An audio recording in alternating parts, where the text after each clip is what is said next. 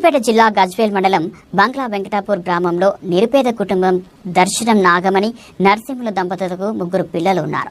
నాగమణి 10 రోజుల క్రితం అనారోగ్యంతో మృతి చెందగా తండ్రి మానసిక స్థితి బాగలేక భార్య మరణించిన విషయం కూడా తెలియకపోవడం విషాదకరం. 3 చిన్నారులు అనాథలుగా మిగిలినారు. వారికి గురువారం ఏసీఎఫ్ ఫౌండేషన్ తరపున 10,000 రూపాయలు నగదు, 50 కేజీల సన్నబియ్యం, 18 రకాల నిత్యావసర సరుకులు పంపిణీ చేయడం జరిగింది. ఈ కార్యక్రమంలో పెండెం వెంకటేష్, వెన్నెల స్వామి, మధుబాబు, ఎల్ఎం రాజు, చింతకింది స్వామి, బాబు భిక్షపతి, సత్యనారాయణ, పొయ్యల రమేష్, నరసింహారావు, దుబ్బాసి రమేష్లు పాల్గొన్నారు.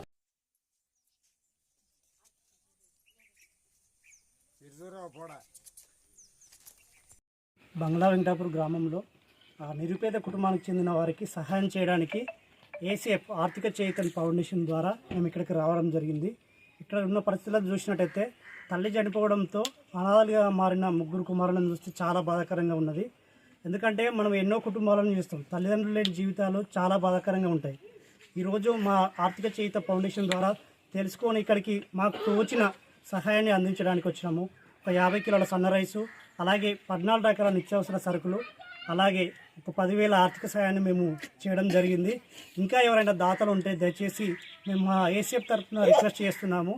మీకు తోచిన సహాయాన్ని కుటుంబానికి చేసి మీ వంతు సహాయాన్ని అందించాలని కోరుకుంటూ ముగిస్తున్నాం.